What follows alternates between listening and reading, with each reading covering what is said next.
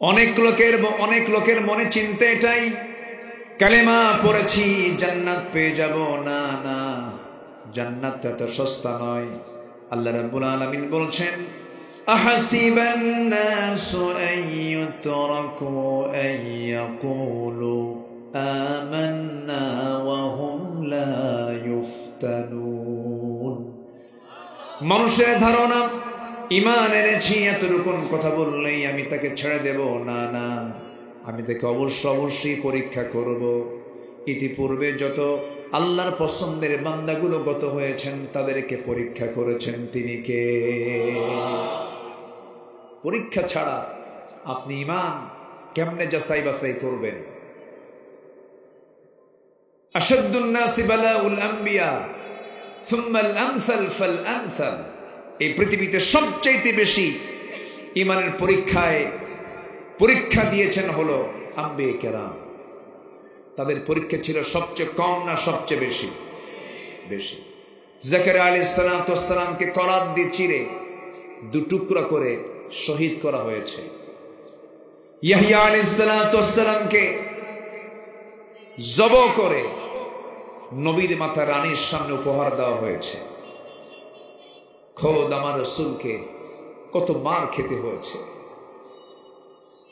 মক্কার মানুষ রাসূলকে মেরে রক্তাক্ত অবস্থায় ফেলে রেখেছে। তায়েফের মানুষ রাসূলকে না চিনতে পেরে বুঝতে পেরে চোকা চোকা পাথর মেরেছে।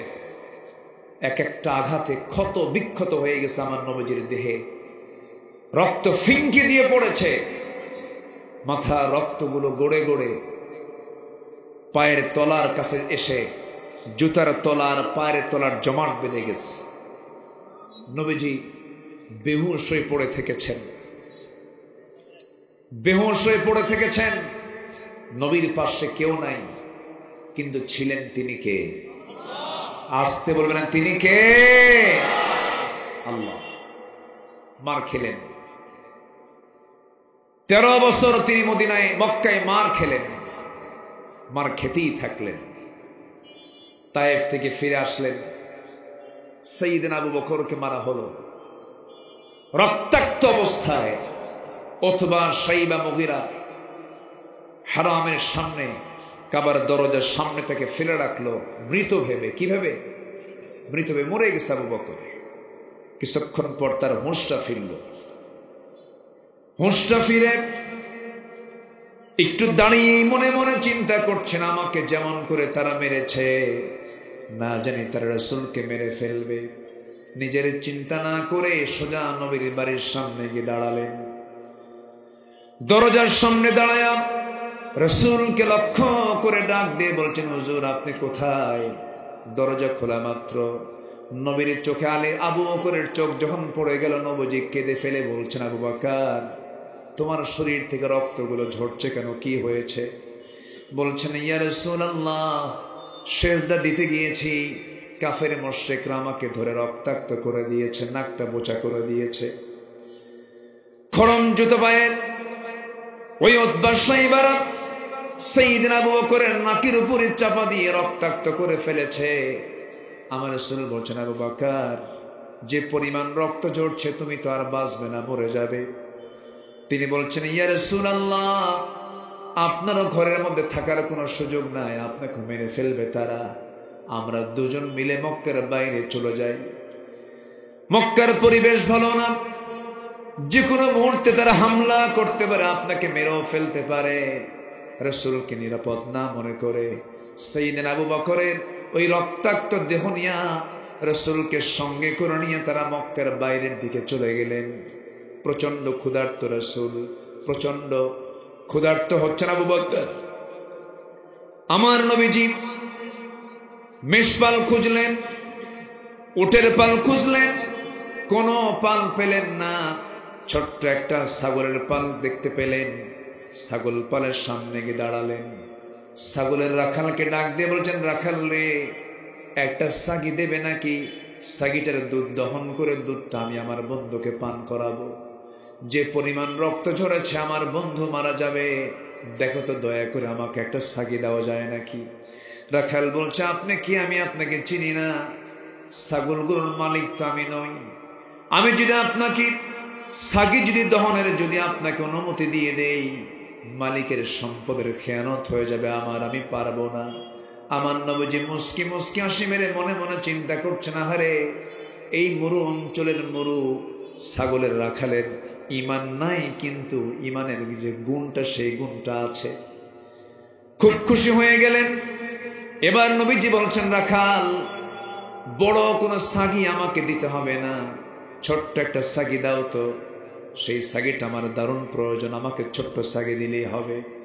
রাখাল মনে মনে চিন্তা করে আর মনে মনে ভাবে লোকটা পাগল নাকি, ছোট্ট ছাগি দিয়ে কি করবে সে। নবীজির হাতে যখন ছোট্ট ছাগি দেওয়া হলো, নবীজি হাতের মধ্যে নিলেন, দুই পায়ের ঠিক মাঝখানে রেখে ছাগিটার পিছনের দুই পায়ের মাঝখান বরাবর ওলান বরাবর দুটো হাত রাখলেন। ছোট্ট ছাগির গোটা ওলানটা দুধে ভরপুর হয়ে গেছে। আমার নবীজি এবার বললেন, রাখাল আমাকে একটা বাটি দাও। বাটি দেওয়া হলো। নবীজি সুন্দর করে বিসমিল্লাহ বলে দুধ দহন করা শুরু করলেন। সেই ছাগির ওলান থেকে, যে ছাগির পেটে কোনোদিন বাচ্চা আসে নাই, ছোট্ট ছাগি, দুধ বের করে বাটিটা দুধ পূর্ণ হয়ে গেল। রাসূল একটা মুস্কি হাসি মেরে বলছেন, আবু বকর সকালবেলা রক্তাক্ত হয়েছে, এখন বরকতের দুধ পান করো। বাটি হাতের মধ্যে নিলেন, বিসমিল্লাহ বললেন, দুধ পান করা শুরু করলেন। এত পরিমাণ সেই দিন সাইয়েদনা আবু বকর দুধ পান করলেন যে খেতে খেতে পেটের চামড়া টাইট হয়ে গেছে। রাসূল বলছেন, আবু বকর কেমন দুধ খাইলা বলো? হুজুর জীবনে এমন দুধ পান করে নাই, কিন্তু দুধ পান করলাম তো বাটির দুধ তো এক চুল পরিমাণ কমলো না। রাসূল বললেন, আবু বকর বাটির দুধ তুমি কমাতে পারবে না, রাখালকে দিয়ে দাও। রাখালকে বাটি দেওয়া হলো। রাসূল বিসমিল্লাহ বলে দিলেন, সেও খেতে থাকলো, বাটির দুধ কমে না। রাসূল বলছেন, আরো কিছু আল্লাহর গোলাম যদি এই জায়গায় থেকে যেত, কেউ দুধ কমাতে পারবে না যতক্ষণ না আমি রাসূল আমার মুখে এই বাটিটা না লাগানো হবে। নবীজি বিসমিল্লাহ বলে তিনি সর্বশেষ বাটি সুন্দর করে মুখে লাগালেন, দুধটা পান করলেন। বাটির দুধ শেষ হয়ে গেল। নবীজি আগে খেতেন না পরে খেতেন? নবীজি খেতেন আগে না খাওয়াতেন আগে? খেতেন আগে না খাওয়াতেন আগে? তিনি খাবার পরিবেশনও করতেন, বাবুর্চির দায়িত্ব পালন করতেন, রান্না বান্নার জন্য তিনি জ্বালানি কাঠ সংগ্রহ করতেন। আল্লাহু আকবার বলো। আমার নবীজি খাওয়া সম্পন্ন করলেন। বিকেল বেলা হয়ে গেল। রাসূল বলছেন, আবু বকর চলো এখন আমরা মক্কার দিকে ফিরে যাই। রাখালের চোখে পানি। রাখাল বলছে, আপনারা একা যাবেন কেন? আমাকে সাথে নিয়ে চলে যান, আপনাদেরকে আমার খুব পছন্দ হয়ে গেছে। রাসূল বলছেন, তুমি যদি আমাদের সঙ্গে যাও এই ছাগলগুলো দেখবে, কারণ আমানতের তো খেয়ানত হয়ে যাবে। তাও তো কথা ঠিক আছে, আমি থেকে যাচ্ছি, কিন্তু শর্ত হলো একটা, আমি আপনাদেরকে যেতে দেব। আপনি কি যেন বললেন? ছোট্ট ছাগির ওলানে হাত দিলেন, ওলানটা দুধে ভরপুর হয়ে গেছে। এই দোয়াটা আপনি আমার একটু দয়া করে শিখে দিয়ে যান। রাসূল বলছেন, দোয়া শিখে তুমি কি করবা? কে মাঝে মাঝে আমিও দোয়া পরে ফু দেব, দুধ খাবো। সুবহানাল্লাহ বলবেন না? রাসূল বললেন, তোমার মুখে দোয়া তো কার্যকর হবে না, কারণ তোমার ভিতরে শিরকিয়াতের পচা দুর্গন্ধ ভিতরে রয়ে গেছে। শিরকিয়াতের পচা দুর্গন্ধ দূর করে ইমানের নূর, ইমানের আলো তোমার মধ্যে ঢুকাতে হবে। রাখাল এবার নবীর চেহারার দিকে তাকায় বলছে, আপনি কি মক্কার আব্দুল্লাহর পুত্র মুহাম্মদ বিন আব্দুল্লাহ? সুবহানাল্লাহ বলবেন না? হেদায়েতের মালিক কে? আসতে বলবেন না, হেদায়েতের মালিক কে? আল্লাহ তাআলা। আমার নবী বলছেন, কি মনে হয়? আমার তো এমনই মনে হচ্ছে, আমার তো এমনই মনে হচ্ছে আপনি আল্লাহর পয়গম্বর হবেন। আমার নবীজি বললেন, হ্যাঁ ও রাখাল, তোমার অনুমান সম্পূর্ণ সঠিক, কোনো সমস্যা নাই, তোমার চিন্তে তুমি এখন কি করবে বলো। সঙ্গে সঙ্গে রাখালটা হাত আগায়া দিল, রাসূল তাকে পড়ায় দিলেন, আশহাদু আল্লা ইলাহা ইল্লাল্লাহু ওয়াহদাহু লা শারীকা লাহু ওয়া আশহাদু আন্না মুহাম্মাদান আবদুহু ওয়া রাসূলুহু। হেদায়েতের মালিক কে? আসতে বলবেন না, হেদায়েতের মালিক কে?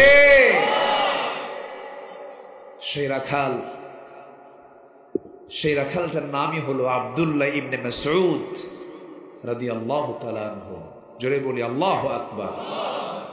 আমার বন্ধুগণ, আবার আল্লাহ তাআলা বান্দা কি চাই তিনি বলে দিয়েছেন, বান্দা দুনিয়াও চাও আখিরাতটাও চাও। যারা পারেন সঙ্গে আমার সঙ্গে ঠোঁট মিলিয়ে বলুন, রব্বানা আতিনা ফিদ দুনিয়া হাসানাতাও ওয়া ফিল আখিরাতি হাসানাতাও ওয়া কিনা আযাবান নার ওয়াজআলনাল জান্নাতা মা'আল আবরার। জোরে বলুন আল্লাহু আকবার। আল্লাহ তাআলা আমাকে দুনিয়ার হাসানা দিয়ে দাও, আখিরাতের হাসানাও দিয়ে দাও। দুনিয়াটা সুন্দর করে দাও, আখিরাতটাও সুন্দর করে দাও। দুনিয়াতে যার জীবনটা ইবাদত দিয়ে সুন্দর হয়ে যাবে, দুনিয়ার জীবনটা যার নামাজ দিয়ে সুন্দর হবে, যাকাত দিয়ে সুন্দর হবে, আল্লাহর পথে দান দিয়ে সুন্দর হবে, রোজা দিয়ে সুন্দর হবে, পর্দা দিয়ে সুন্দর হবে, হালাল রুটি রুজি দিয়ে যার জীবনটা সুন্দর হবে, এই দুনিয়ার সুন্দর যার হয়ে যাবে, হাসানা যার হয়ে যাবে, আখিরাতও তার জন্য সুন্দর হয়ে যাবে। দুনিয়াটা সাজাবো আমরা অন ইসলাম দিয়ে না ইসলাম দিয়ে? অন ইসলাম না ইসলাম? ইসলাম দিয়ে আমরা দুনিয়াটাকে সুন্দর করে নেব। আখিরাতের প্রস্তুতির জন্য কোরআনের ভাষায় 15টা আমরা বিষয় আমরা আমাদের জীবনে বাস্তবায়ন করব। নাম্বার 1 হলো আল্লাহ এবং রাসূলকে বিশ্বাস করব, সন্দেহ নিয়ে না, দ্বিধাহীন চিত্তে। সন্দেহ না দ্বিধাহীন? আমরা ঈমান আনবো কার উপরে? রাসূল কি বাদ দেওয়া যাবে? বাদ দেওয়া যাবে? রাসূলও বাদ দেওয়া যাবে না, আল্লাহকে তো বাদ দেওয়া যাবেই না।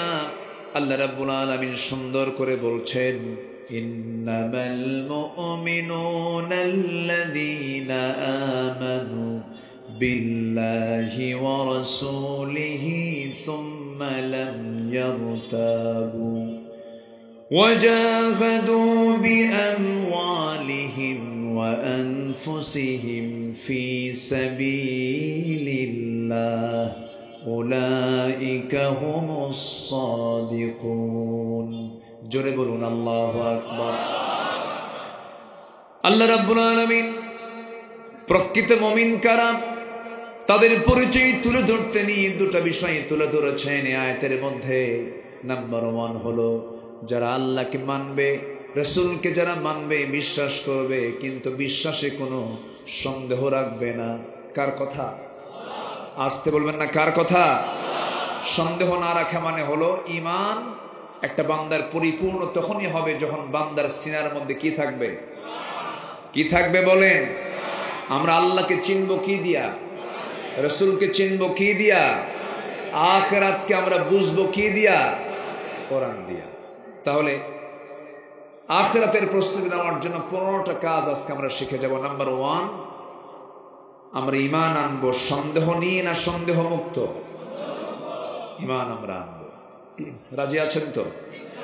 আচ্ছা, সবাই নামাজ পড়ি তো নাকি? মানে পড়বেন ইনশাল্লাহ বললেন যে সবাই নামাজ পড়ি তো? বলি আলহামদুলিল্লাহ। জোরে বলি আলহামদুলিল্লাহ। আমার দেশ এমন একটা দেশ মুসলমান কোটি কোটি, 18 থেকে 20 কোটি মুসলমান মানে কি বিশাল ব্যাপার। কিন্তু মুসলমান মাত্র নামাজ পড়ে 5%। কত পার্সেন্ট? 5%। তাহলে আমার দেশে কি নেতৃত্ব আমরা দেখলাম, কতজন ক্ষমতায় গেল আর আসলো, নামাজের কাজ কেউ করে নাই। নামাজের দিকে জাতিকে আহ্বান করার এই দায়িত্ব ম্যাক্সিমাম নেতাদের ভিতরে ছিল না। থাকবেই বা কেমনে? তারা নিজেরাই তো নামাজ পড়ে না। যে দলের ভিতরে নামাজের কর্মসূচি নাই, যে দলের নেতাগুলো নিজেরাই নামাজ পড়ে না, দলীয় জনসভায় গিয়ে জোহর যায়, আসর যায়, মাগরিব যায়, জনসভা চলে, নামাজ চলে না। যুবকরা যে নেতা তোমার হাতে মদের বোতল তুলে দেয়, অস্ত্র হাতে তুলে দেয়, জেনার জন্য নারী তুলে দেয়, সব দেখেছি আমরা, আর দেখতে চাই না। ওই সমস্ত নেতৃত্বের মুখে আমরা জুতা মারি, থুতু মারি। কারণ আমার আখিরাতকে অবশ্যই ঠিক রাখার দরকার, সবার পরে না, সবার আগে। নামাজ পড়তে রাজি আছেন তো? একা না জামাতে? বুঝে না না বুঝে? জেনে না না জেনে? জেনে বুঝে সময় মতো নামাজ পড়তে হবে। ওই লোকের মতো পড়লে হবে না, না বুঝে পড়লে হবে না। এক লোকের বাড়ি হলো মসজিদের সাথে, ওই মসজিদের সাথে আবার আরেক হিন্দুর বাড়ি। হিন্দু লোকটা প্রত্যেক দিন মসজিদের সামনে দিয়ে যায়, ইমাম সাহেব রুকু থেকে দাঁড়ানোর সময় বলে সামি আল্লাহু লিমান হামিদা। হিন্দু লোকের চিন্তা হলো, প্রত্যেকটা দিন আমি ইমাম সাহেবের মুখ থেকে একটা মহিলার নামে শুধু দোয়া শুনি, এক মহিলার নামে দোয়া করে, আর কি মহিলা নাই? তার ভিতরে একটা সন্দেহ জাগলো, তেই হামিদা মেয়েটা কার মেয়ে? কাকে বলবে? তারই প্রতিবেশী ডাক দিয়ে বলল, ভাই তোমাদের ইমামের হলোটা কি? প্রত্যেকটা দিন শুধু এক মহিলার নামে দোয়া করে, হামিদা হামিদা হামিদা। হামিদা মেয়েটা কার মেয়ে? এখন এই মুসলিম বলতেছে, ভাই আমি তোমার প্রতিবেশী। দাদা বাবু, আমি 25 বছর যাবত মসজিদে প্রথম কাতারে বা জামাতের সাথে নামাজ পড়ি, আজ পর্যন্ত আমিও ঠিক মতো জানি না আসলে হামিদা মেয়েটা কার মেয়ে। কথা কি বুঝতেছেন আপনারা? তাহলে ওই হিন্দুর চিন্তা আর এই মুসল্লির চিন্তার মধ্যে কোনো তফাৎ আছে? আসতে বলবে না তফাৎ আছে? আজকে যদি নামাজিরা যদি নামাজের হক আদায় করত, কোন নামাজির দ্বারা সুদের কারবার হতো না, কোন নামাজি বেপরদায় থাকতো না, কোন নামাজি মদের আসরে বসতো না। কিন্তু এরকম বহু নামাজি আছে না নাই? আসতে বলবেন না আছে না নাই? মানে তারা নামাজি বোঝে না। আমার বন্ধুগণ, অনেক লোকের মনে চিন্তা এটাই, কালেমা পড়েছি জান্নাত পেয়ে যাব। না না, জান্নাত এত সস্তা নয়। আল্লাহ রাব্বুল আলামিন বলছেন, আহাসিবান নাসু আইয়ুতরাকু আইয়াকুলু আমান্না ওয়া হুম লা ইফতানুন। মানুষের ধারণা ঈমান এনেছি, এতটুকুন কথা বললেই আমি তাকে ছেড়ে দেব। না না, আমি তাকে অবশ্যই পরীক্ষা করব। ইতিপূর্বে যত আল্লাহর পছন্দের বান্দাগুলো গত হয়েছেন, তাদেরকে পরীক্ষা করেছেন তিনি কে? পরীক্ষা ছাড়া আপনি ঈমান কেমনে যাচাই বাছাই করবেন? আশাদ্দুন নাসি বালাউল আম্বিয়া সুম্মাল আমসাল ফাল আমসাল। এই পৃথিবীতে সবচাইতে বেশি ঈমানের পরীক্ষা দিয়েছেন হলো আম্বিয়া কেরাম। তাদের পরীক্ষা ছিল সবচেয়ে কম না সবচেয়ে বেশি? বেশি। জাকারিয়া আলাইহিস সালামকে করাত দিয়ে চিরে দুটুকরা করে শহীদ করা হয়েছে। ইয়াহইয়া আলাইহিস সালামকে জব করে নবীর মাথা রানীর সামনে উপহার দেওয়া হয়েছে। খোদ আমার রাসূলকে কত মার খেতে হয়েছে। মক্কার মানুষ রাসূলকে মেরে রক্তাক্ত অবস্থায় ফেলে রেখেছে। তায়েফের মানুষ রাসূলকে না চিনতে পেরে বুঝতে পেরে চোকা চোকা পাথর মেরেছে। এক একটা আঘাত হয়ে গেছে আমার নবীজির দেহে, রক্ত ফিনকি দিয়ে পড়েছে। মাথা রক্তগুলো গড়ে গড়ে পায়ের তলার কাছে এসে জুতার তলার পায়ের তলার জমাট বেঁধে গেছে। নবীজি বেহুশ হয়ে পড়ে থেকেছেন, বেহুশ হয়ে পড়ে থেকেছেন। নবীর পাশে কেউ নাই, কিন্তু ছিলেন তিনি কে? আসতে বলবেন তিনি কে? আল্লাহ। মার খেলেন 13 বছর তিনি মদিনায় মক্কায় মার খেলেন, মার খেতেই থাকলেন। তায়েফ থেকে ফিরে আসলেন, সাইয়েদনা আবু বকরকে মারা হলো রক্তাক্ত অবস্থায়। অথবা সাইবা মুগিরা হারামের সামনে কাবার দরজার সামনে তাকে ফেলে রাখলো মৃত ভেবে। কি ভেবে? মৃত ভেবে। মরে গেছে আবু বকর। কিছুক্ষণ পর তার হুঁশটা ফিরল। হুঁশটা ফিরে একটু দাঁড়িয়ে মনে মনে চিন্তা করছেন, আমাকে যেমন করে তারা মেরেছে, না জানি তারা রাসূলকে মেরে ফেলবে। নিজের চিন্তা না করে সোজা নবীর বাড়ির সামনে গিয়ে দাঁড়ালেন। দরজার সামনে দাঁড়ায়া রাসূলকে লক্ষ্য করে ডাক দিয়ে বলছেন, হুজুর আপনি কোথায়?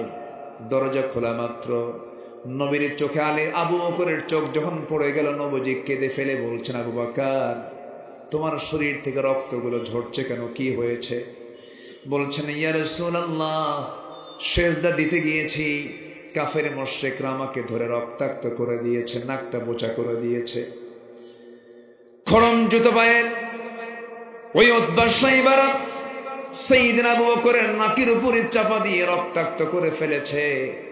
আমার রাসূল বলছেন, আবু বকর যে পরিমাণ রক্ত ঝরছে তুমি তো আর বাঁচবে না, মরে যাবে।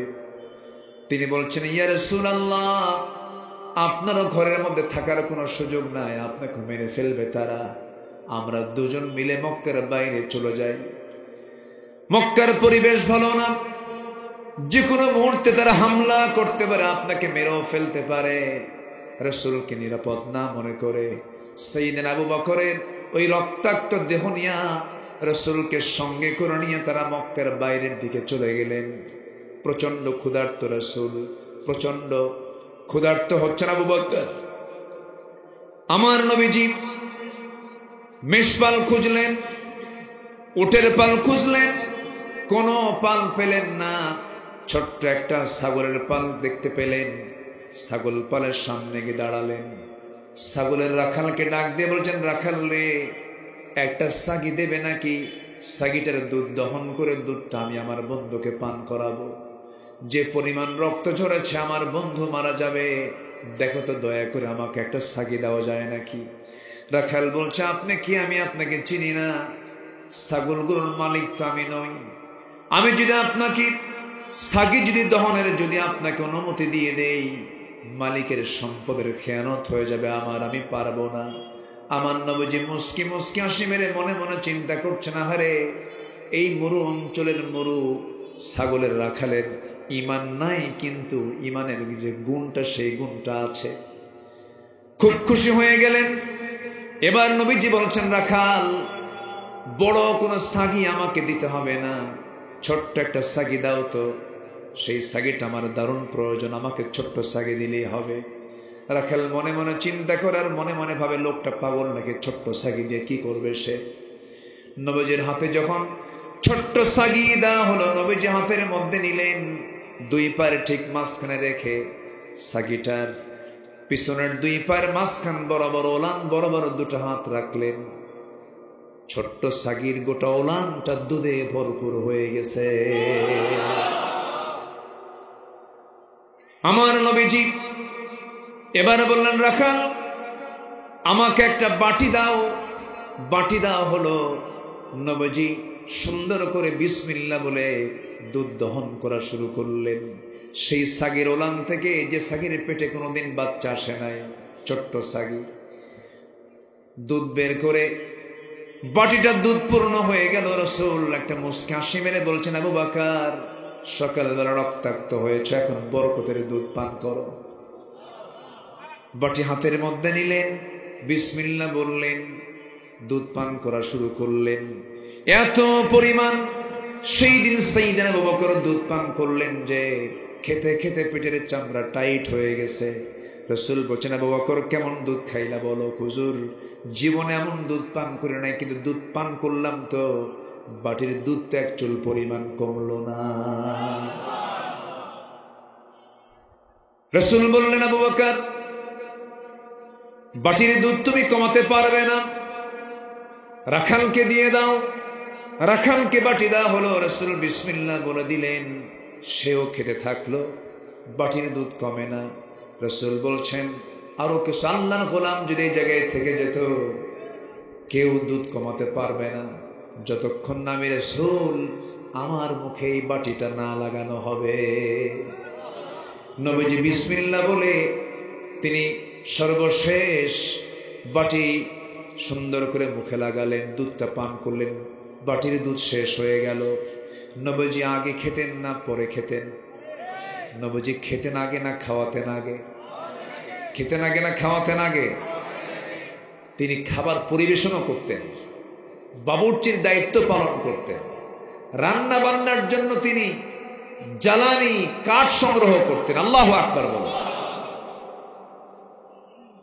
আমার নবীজি খাওয়া সম্পন্ন করলেন। বিকেল বেলা হয়ে গেল।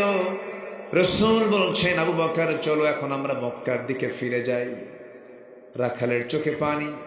রাখাল বলছে, আপনারা একা যাবেন কেন? আমাকে সাথে নিয়ে চলে যান, আপনাদেরকে আমার খুব পছন্দ হয়ে গেছে। রাসূল বলছেন, তুমি যদি আমাদের সঙ্গে যাও এই ছাগলগুলো দেখবে, কারণ আমানতের তো খেয়ানত হয়ে যাবে। তাও তো কথা ঠিক আছে, আমি থেকে যাচ্ছি, কিন্তু শর্ত হলো একটা, আমি আপনাদেরকে যেতে দেব। আপনি কি যেন বললেন? ছোট্ট সাগির ওলানে হাত দিলেন, ওলানটা দুধে ভরপুর হয়ে গেছে। এই দোয়াটা আপনি আমার একটু দয়া করে শিখে দিয়ে যান। রাসূল বলছেন, দোয়া শিখে তুমি কি করবা? কে মাঝে মাঝে আমিও দোয়া পরে ফোঁ দেব, দুধ খাবো। সুবহানাল্লাহ বলবেন না? রাসূল বললেন, তোমার মুখে দোয়া তো কার্যকর হবে না, কারণ তোমার ভিতরে শিরকিয়াতের পচা দুর্গন্ধ ভিতরে রয়ে গেছে। শিরকিয়াতের পচা দুর্গন্ধ দূর করে ইমানের নূর, ইমানের আলো তোমার মধ্যে ঢুকাতে হবে। রাখাল এবার নবীর চেহারার দিকে তাকায় বলছে, আপনি কি মক্কার আব্দুল্লাহর পুত্র মুহাম্মদ বিন আব্দুল্লাহ? সুবহানাল্লাহ বলবেন না? হেদায়েতের মালিক কে? আসতে বলবেন না, হেদায়েতের মালিক কে? আল্লাহ তাআলা। আমার নবী বলছেন, কি মনে হয়? আমার তো এমনই মনে হচ্ছে, আমার তো এমনই মনে হচ্ছে আপনি আল্লাহর পয়গম্বর হবেন। আমার নবীজি বললেন, হ্যাঁ ও রাখাল, তোমার অনুমান সম্পূর্ণ সঠিক, কোনো সমস্যা নাই, তোমার চিন্তা, তুমি এখন কি করবে বলো। সঙ্গে সঙ্গে রাখালটা হাত আগায়া দিল। রাসূল তাকে পড়ায় দিলেন, আশহাদু আল্লা ইলাহা ইল্লাল্লাহু ওয়াহদাহু লা শারীকা লাহু ওয়া আশহাদু আন্না মুহাম্মাদান আবদুহু ওয়া রাসূলুহু। হেদায়েতের মালিক কে? আল্লাহ। আসতে বলবেন না, হেদায়েতের মালিক কে? সেই রাখাল, সেই রাখালটার নামই হলো আব্দুল্লাহ ইবনে মাসউদ রাদিয়াল্লাহু তাআলা আনহু। জোরে বলি আল্লাহু আকবার। যার হাতেই আবু জেহেলের জীবন চলে গেছে। যে আব্দুল্লাহ ইবনে মাসউদ ছিলেন আমার নবীর সবচেয়ে প্রিয় সাহাবী, যার তেলাওয়াতে রাসূল মুগ্ধ হয়ে বলেছিলেন, আমার আব্দুল্লাহর তেলাওয়াত যখন আমি শুনলাম মনে হলো জিবরাইল ওহী নাজিল করতেছে। সম্মানিত ভাইয়েরা, রক্ত যদি আমার নবীর দেহ থেকে ঝরাতে হয়, রক্ত যদি সাহাবে কেরামদের দেহ থেকে ঝরাতে হয়, দিন কায়েমের জন্য আমার দেশে আল্লাহর জমিনে দ্বীনকে প্রতিষ্ঠার জন্য যদি রক্ত ঝরানোর প্রয়োজন হয়, সবাইকে দিতে রাজি আছেন? সবাইকে দিতে রাজি আছেন? রাজি আছেন কারা কারা? হাত উঁচু করে দেখেন মুসলমান।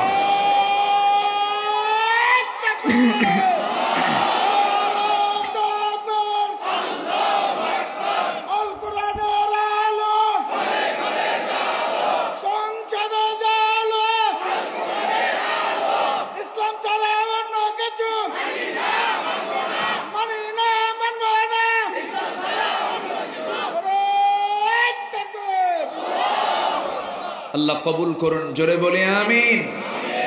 আরো জোরে আমিন। আমরা ঈমান এনেছি কার উপরে? আসতে বলবেন না, কার উপরে? আল্লাহর উপরে। এরপর আল্লাহ বলছেন ওই আয়াতেই, ওয়াজাহাদু বিআমওয়ালিহিম ওয়া আনফুসিহিম ফি সাবিলিল্লাহ, যারা জিহাদ করবে মাল দিয়ে এবং জান দিয়ে। আল্লাহকে জান বলেছেন না মাল বলেছেন? মাল। মালের মোহাব্বত থাকলে জান দেওয়া যাবে না। এই জন্য আগে বলেন, আগে মাল দাও, এরপরে জান দাও। কার কথা? আসতে বলবেন না, কার কথা? আল্লাহর কথা। আমার বন্ধুগণ, অনেকে নামাজ পড়বে, অনেকে রোজা রাখে, অনেকে দান সদকা করে, কিন্তু জিহাদকে তারা মানতে চায় না। আসতে বলবেন না, আছে না? বলে যে নবীর যুগে জিহাদ হয়ে গেছে, এখন আবার কিসের জিহাদ? আমার দেশে কার বিরুদ্ধে জিহাদ করবেন? সবই তো মুসলমান। এই জাতীয় কথা বলার কিছু লোক আছে না নাই বলেন তো? আমার দেশে বাতিলের মোকাবেলা করার জন্য বাতিল শক্তি আমার আপনার সামনে আছে না নাই? আসতে বলবেন না, আছে না নাই? লতিফ সিদ্দিকী কয়, আমি কখনো আমিন বলি না, আমার কোনো পাপই নাই। কইছে না? বলছে কি না? বলে আমার কোনো পাপই নাই।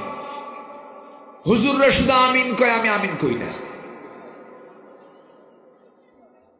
কত বড় বেয়াকুফ হলে পরে এই জাতীয় কথা বলতে পারে। অথচ আমার রাসূল বলেছেন, তুবু ইলাল্লাহ ফাইন্নী আতুবু ফিল ইয়াউমি মিআতা মাররা, তোমরা আল্লাহর কাছে তওবা করো। আমি রাসূল সারা দিনে 100 বারেরও বেশি বার তওবা করি। আমার রাসূল তওবা করেন 100 বার। আর লতিফ সিদ্দিককে আমি জীবনে আমিনই করি না। জুতা পেটা করা দরকার এই বেদবদের। এরকম ঘাপটি মারা নাস্তিক আরো আছে না নাই? আসতে বলবেন না, আছে না নাই? সব চুপ মেরে আছে, কোন আওয়াজ নাই এখন। এটা শাহজালালের বাংলাদেশ, শাহপরানের বাংলাদেশ, শাহ মাকদুমের বাংলাদেশ, খানজাহানের বাংলাদেশ। হাজার আউলিয়ার আগমনে ধন্য যে বাংলাদেশ। কোরআন সুন্নাহ বিরোধী কোন ষড়যন্ত্র আমরা টিকতে দেব না।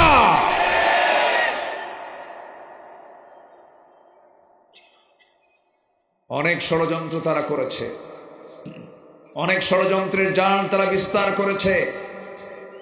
যুবকরা, তোমরা যেমন আন্দোলন করে চূড়ান্ত লেভেলে গিয়ে মাত্র 45 মিনিট সময় দিয়েছিলে, কি মনে আছে না? কয় মিনিট? তোমাদের প্রয়োজন আবার জেগে উঠতে হবে। কোন নাস্তিক চক্র যেন কোন চক্রান্ত করতে না পারে। জেগে উঠতে হবে। শহীদ আবু সাইদ মুগ্ধ, এদের ইতিহাস এই জাতি কখনো ভুলবে না। জীবন দেওয়া সস্তা না। আবার ফতুয়া দেয়, এরা কি শহীদ? দেখছেন ফতোয়া দেয় না, এরা কি শহীদ? তুমি কি? জীবন দেওয়া দারুণ কঠিন ব্যাপার। যত রক্ত লাগে দেব, প্রয়োজনে লোক পাঠাবো, আমি যাব না। আছে কি না? আসতে বলবেন না, আছে না নাই? কিন্তু আবু সাইদ কি তা বলেছে? শহীদ মুগ্ধ কি তা বলেছে? তারা কি হিন্দু? তারা কি অন্য ধর্মের? অমুসলিম? নামাজি, ভালো, মুখে দাড়ি আছে, পরহেজগার। আমি খোঁজ নিয়েছি, আমি বাড়ি গিয়েছি আবু সাইদের, বাপমার সঙ্গে কথা বলেছি। সম্মানিত ভাইয়েরা, যদি কেউ এই যে আজকের শুক্রবারে যদি কেউ মারা যায়, সে শহীদ। যদি ঈমান থাকে, আগুনে পুড়ে মারা গেলে শহীদ, বিদ্যুৎ স্পৃষ্ট হয়ে মারা গেলে শহীদ, পানিতে ডুবে মারা গেলে শহীদ। তাহলে একজন ব্যক্তি জুলুম থেকে বাঁচার জন্য, জাতিকে রক্ষা করার জন্য প্রাণ দিচ্ছে, তার মৃত্যু নিয়ে যারা বিতর্ক সৃষ্টি করে, ওরাই হলো মুনাফিক। ঠিক কিনা? ওরা মুনাফিক। ফতোয়া দেয় কিয়ামত পর্যন্ত হরতাল হারাম। হঠাৎ করে বলল, ওর কাছে যে কেউ নাজিল করছে আল্লাহ জানে, বলল কিয়ামত পর্যন্ত হরতাল হারাম। তাহলে বলেন তো, এই যে আন্দোলনগুলো কইরা এই যে একটা পরিবর্তন আসলো, এখানে কি হরতাল লাগে নাই? অবরোধ লাগে নাই? আচ্ছা, না করলে কি অবস্থা হতো? যে ফতুয়া দিল হারাম, ও এখন কই যাবে? এখন তো আরাম পাচ্ছে। আমার দেশে কিছু ফতুয়াবাজ আছে, কিছু ফতুয়া সন্ত্রাসী আছে, ওরা শুধু হারাম খোঁজে, এটা হারাম, ওটা হারাম, ওটা হারাম। ওদের কিতাবের নামই আছে একটা কিতাবুল হারাম। আছে না নাই? আল্লাহ তুমি মুনাফিকদের চক্রান্ত থেকে জাতিকে হেফাজত করো, জোরে বলি আমিন। 16 বছর আমার দেশের বহু আলেম ওলামা আছে, বহু টুপি দাড়িওয়ালা আছে, 16 বছর তাদের গায়ে একটা আঁচড়ও লাগে নাই, একটা মামলা নাই তাদের বিরুদ্ধে। 16 বছর তারা দালালি করেছে। যখন পরিবেশ ফিরে পেয়েছে, চোরের মায়ের বড় গলা। আমরা বুঝি সব। মুনাফিকি বাদ দিয়ে লাইনে আসেন, মুনাফিকি বাদ দিয়ে তওবা করে ফিরে আসেন। গণজাগরণ মঞ্চে গিয়ে বলবেন, আমি আমার জীবনের শ্রেষ্ঠ আমল করতে পারলাম। আপনি আলেম নামের কলঙ্ক, আপনার তওবা করা উচিত। কষ্ট পাচ্ছেন? শেষ করে দিলাম, একটু জিকির করি লা ইলাহা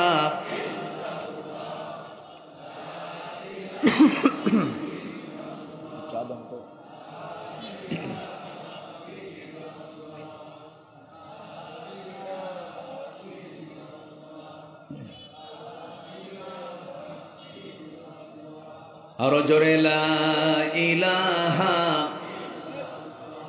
একসঙ্গে দোয়া করতে হবে তো, বসুন জিকির করি লা ইলাহা সুবহানাল্লাহ আলহামদুলিল্লাহ।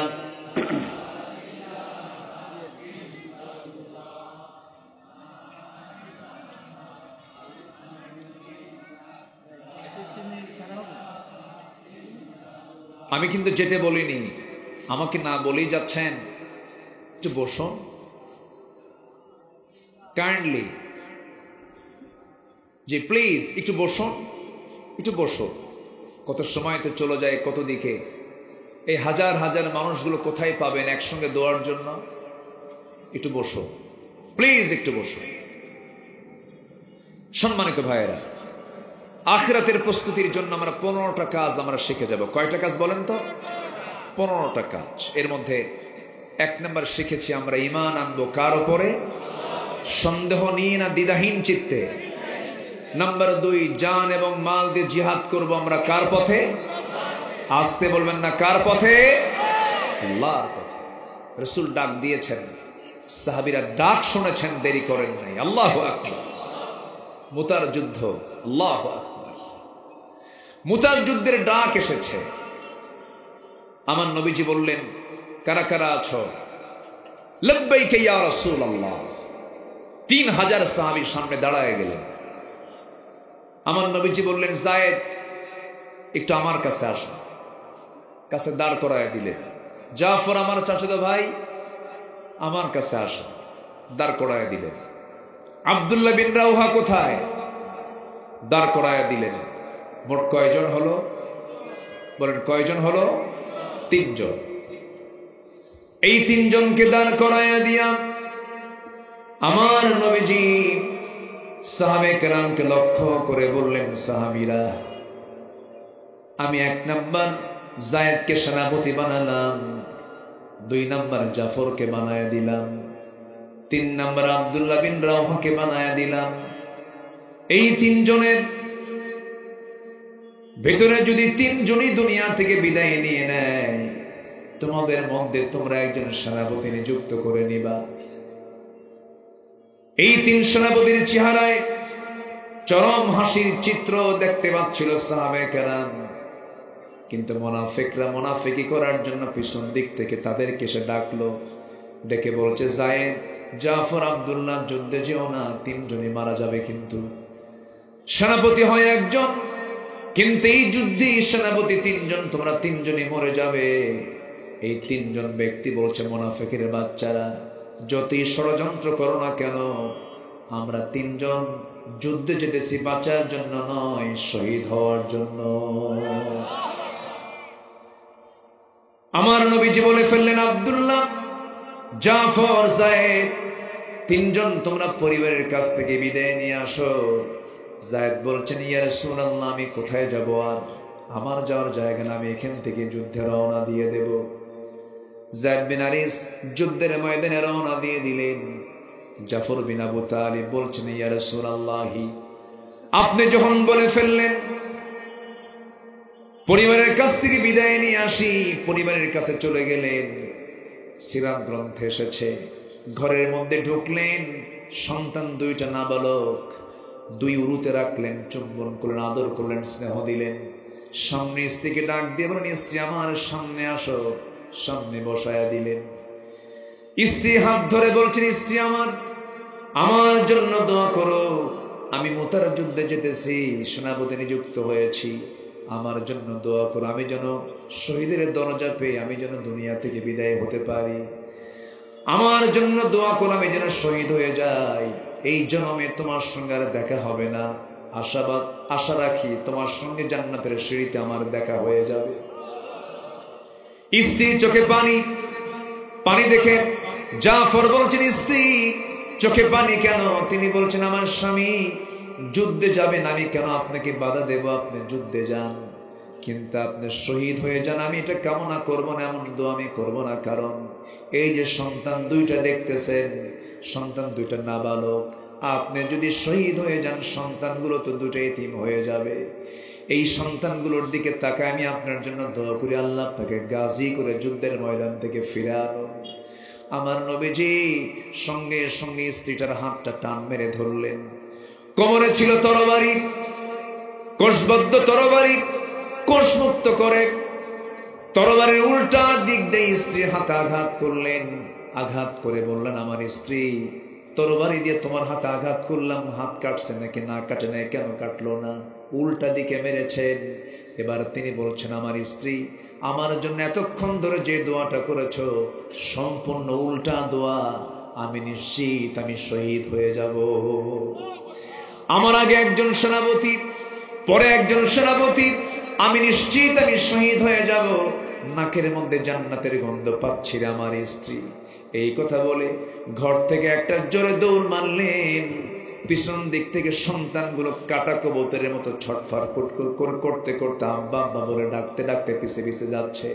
ইতিহাসে লিখেছে, একটা বারের জন্য জাফর সন্তানদের দিকে ফিরে তাকান নাই।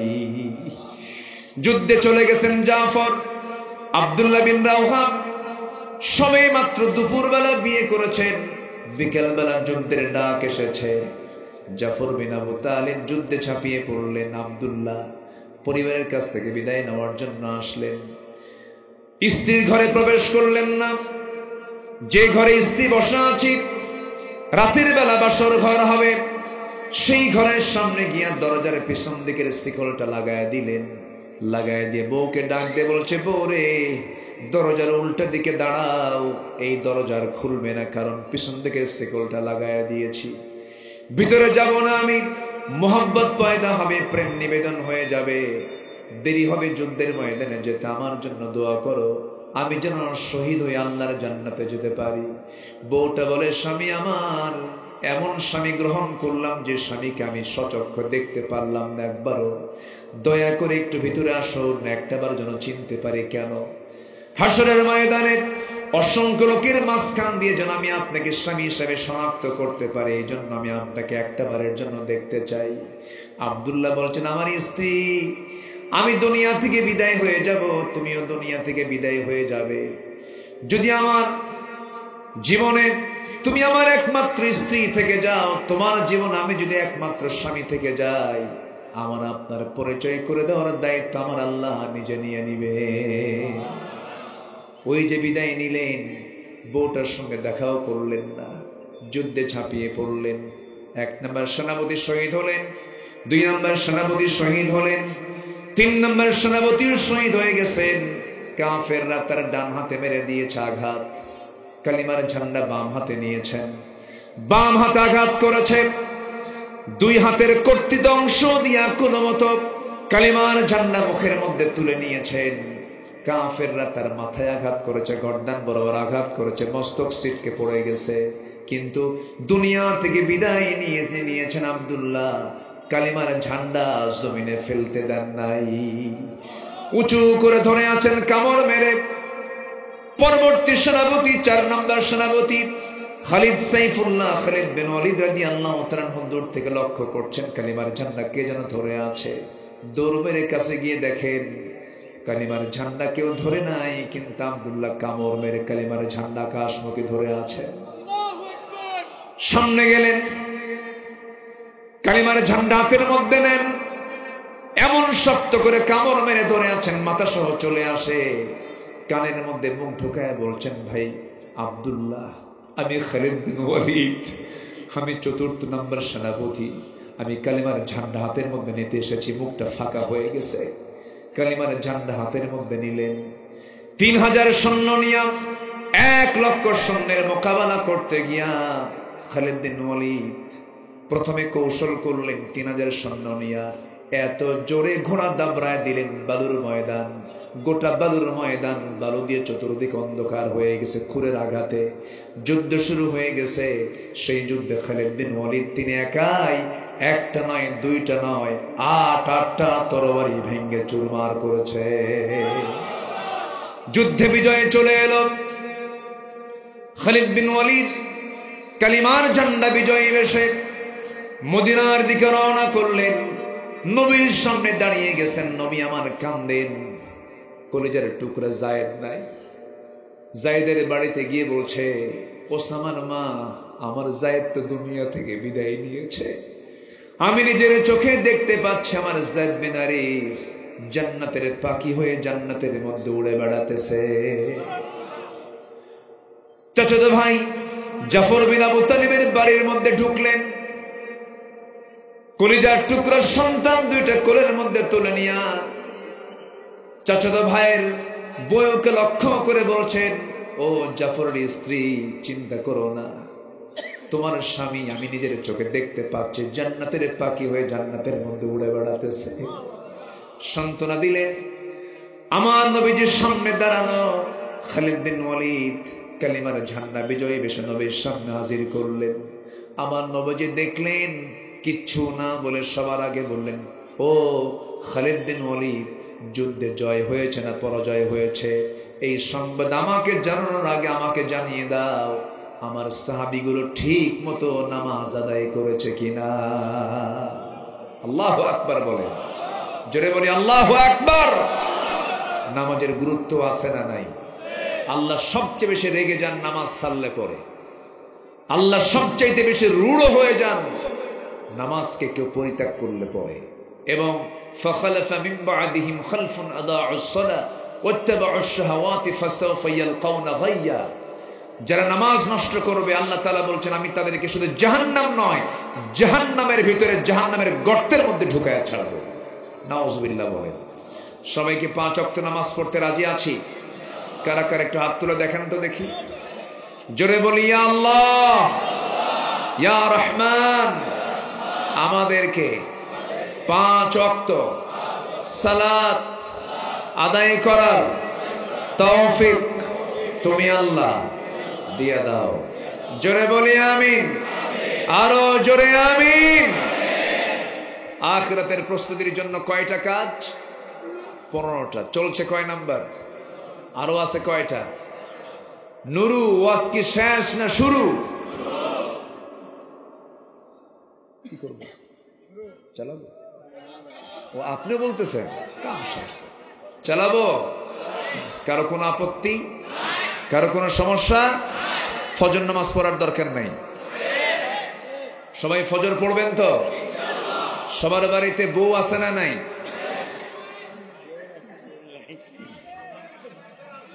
সবার বাড়িতে বউ আছে? আছে কার?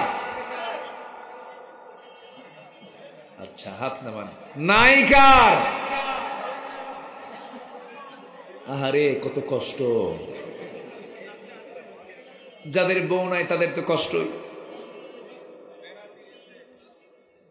বিয়ে শাদী করার দরকার আছে না নাই?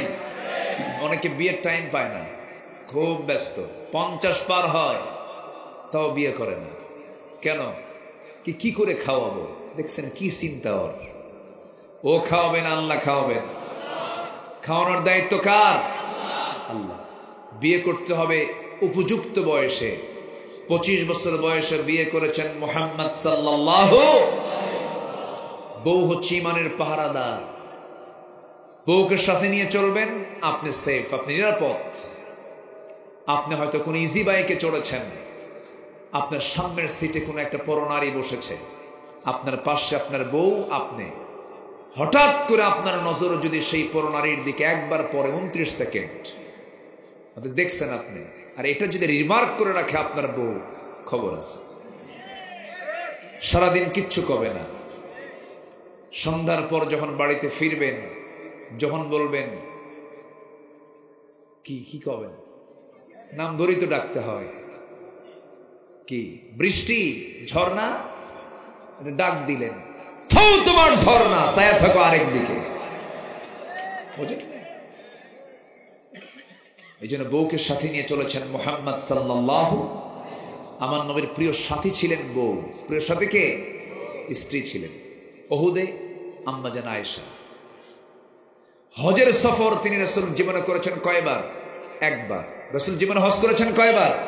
সে একবারের সফরে রাসূল স্ত্রী ছাড়া না, স্ত্রী সহ আম্মা জান আয়েশা বলেন, যখন তিনি হেরামের কাপড় বাঁধবেন আমার সঙ্গে তিনি সহবাস করলেন, ফরজ গোসল সম্পূর্ণ করলেন, এরপর এহরামের কাপড় তিনি বাঁধলেন। তাহলে সেই স্ত্রী ঈমানের পাহারাদার। বিয়ে শাদী দরকার নাই? বুড়া চাচাও কয়া আছে, বিয়ে কি আবার করবেন নাকি? যারা বিয়ে করে নাই তারা বলবে। এখন আমি যদি এখন সবাইকে রাজি করা ছেড়ে দিই, তাহলে বাড়িতে বাড়িতে গৃহযুদ্ধ শুরু হয়ে যাবে। হ্যাঁ, মাহফিলে অনেক মা বোন আসছেন, বলি আলহামদুলিল্লাহ। আল্লাহ তুমি মা বোনদেরকে কবুল করো। মাহফিল আজকে মা বোনও বেশি, অনেক মা বোন আজকের মাহফিল এসেছে। সব জায়গায় আমি লক্ষ্য করছি এখন মাহফিল অনেক মা বোন আসে। মাহফিলও বেশি, মার্কেটও বেশি। মার্কেটও প্রচুর মহিলা স্বামীকে ধমক মেরে কয়, তুমি কি মার্কেট বুঝো কিছু? দাম টাম বেশি দিয়ে আসো, কিচ্ছু বোঝো না, দাও। এক ধমক দিয়া ও নিজেই চলে যায়। ভ্যানিটি একখান ব্যাগ ঘাড়ে নিয়া, কাঁধে নিয়া, সাইড ব্যাগ নিয়ে, হাই হিল পরে, মাথার চুলটা খুলে, ওড়না তো দরকার নাই, সমান অধিকার, 3 পিস বাদ 2 পিস পইরা চলে গেল মার্কেটে ঢং ঢং করে, বাচ্চা একটা 1.5 বছর স্বামীর কোলে দিয়া কয়, তুমি এটা কোলে নাও, তুমি দুধ খাও। স্বামীও তো বিকুপ কিছু আছে না নাই বলেন তো? চলে গেছে মার্কেটে, ঢং ঢং করে গিয়ে ঠ্যাঙের উপরে ঠ্যাং তুলে দিয়া দোকানদারকে লক্ষ্য করে বলে, ভাইয়া একটা শাড়ি দেখানো যাবে কি? দোকানদারও কম না, শাড়ি একখান বের করে নিজের গায়ে লটকা দিয়ে বলে, আপা এই শাড়ি কিন্তু আপনাকে দারুণ মানাবে। ওটা আরেক বদমাইশ। বলেন এই চিত্র সমাজে আছে না নাই? এগুলো বেহায়াপনা, এগুলো নোংরামি। আল্লাহ তাআলা পর্দা করতে বলেছেন আগে নারীকে না পুরুষকে? খালি মহিলার দায়িত্ব দিবেন না, আল্লাহ পর্দা করার দায়িত্ব দিয়েছেন আগে নারীকে না পুরুষকে? ইয়াগুদ্দু মিন আবসারিহিম ওয়া ইয়াহফাযু ফুরুজাহুম। আগে পুরুষ, এরপরে নারীর কথা আল্লাহ পাক বলেছে। আপনার পর্দা নাই? আসতে কয়, আপনার পর্দা আছে না নাই? কোন নারীর সামনে চোখে পড়েছে, প্রথমবার হঠাৎ দেখছি, আর তাকাবো না, আল্লাহ মুজাহিদের সোয়াব দিয়ে দিলেন। মোবাইল স্ক্রিন টানতে টানতে হঠাৎ করে, এখন তো দুনিয়া তো উলঙ্গ, আমেরিকা ইউরোপের সংস্কৃতি হচ্ছে উলঙ্গ হওয়া। আপনি যখন দেখছেন হঠাৎ করে চোখে পড়ে গেছে, আর তাকালেন না, মুজাহিদের সোয়াব। আল্লাহু আকবার বলেন, তাকাবেন না। অনেকদিন আগে এক মাহফিলে বললাম, হঠাৎ করে একবার নজরে যদি পড়ে যায় আল্লাহ পাক মাফ করে দেন। এক যুবক দাঁড়ায় বলে, হুজুর এক নজরে যদি 1 ঘন্টা তাকাই? যেরকম নাউজুবিল্লাহ। তোমার জানেন কে? তোমার নিয়ত জানেন কে? সব কিছু তার নিয়তের উপরে ডিপেন্ড করবে। ইন্নামাল আ'মালু বিন্নিয়াত।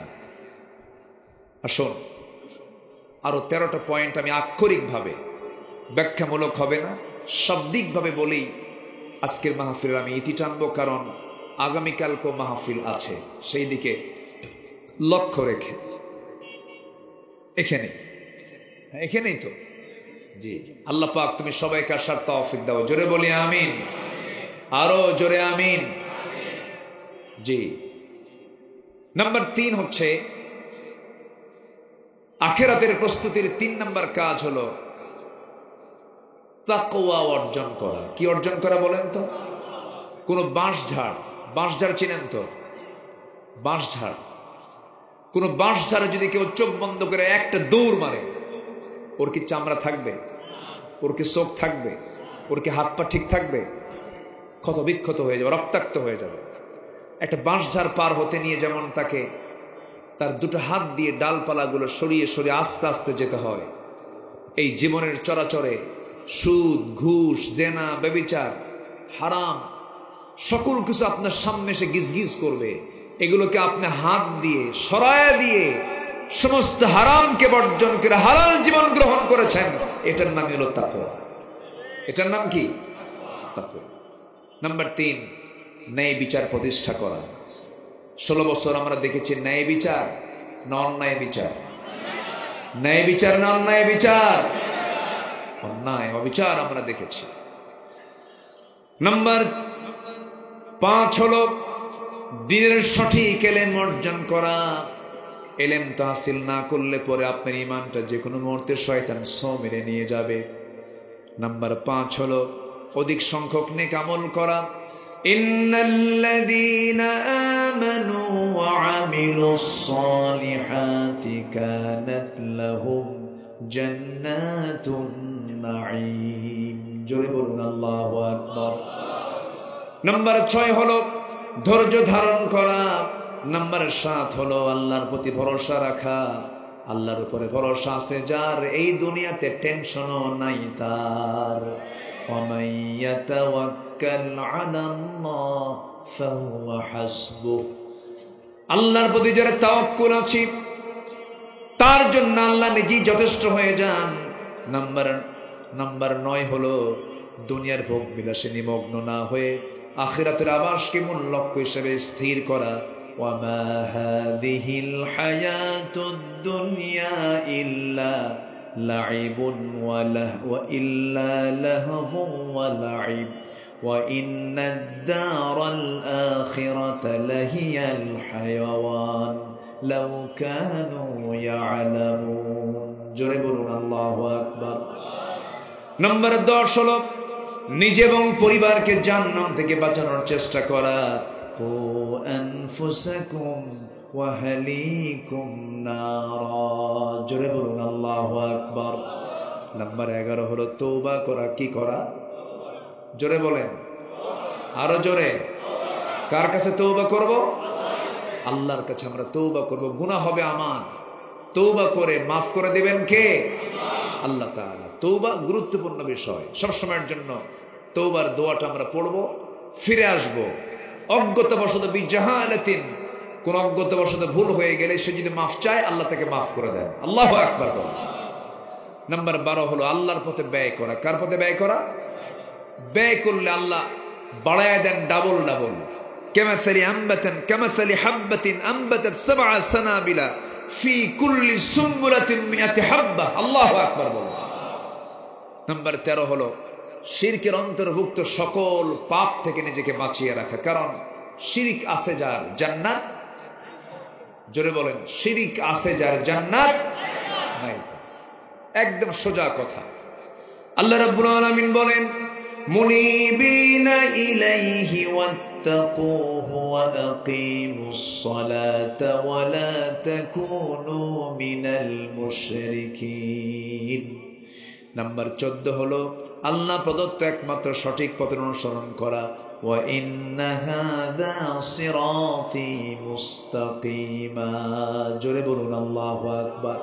আমাদের পথের নাম হলো সিরাতুল মুস্তাকিম। এর বাইরে অন্য কোনো দল করা যাবে না। দল করব অন ইসলাম না ইসলাম, অন ইসলাম না ইসলাম। ইসলাম ছাড়া যে নেতা আসবে একদম মুখের উপরে জবাব দিয়ে দিবেন, তুই মুসলমান হতে পারিস না। বাস। সর্বশেষ হলো জীবনের সকল জায়গায় আনুগত্য হবে দুজনের, আল্লাহ এবং তার রাসূলের। সালাত কায়েম এবং যাকাত প্রতিষ্ঠার সংগ্রাম করতে হবে। সবাইকে রাজি আছেন? আল্লাহ তাআলা আখিরাতের প্রস্তুতিমূলক এই 15টি কাজের আঞ্জাম দেওয়ার তৌফিক সবাইকে দান করুন।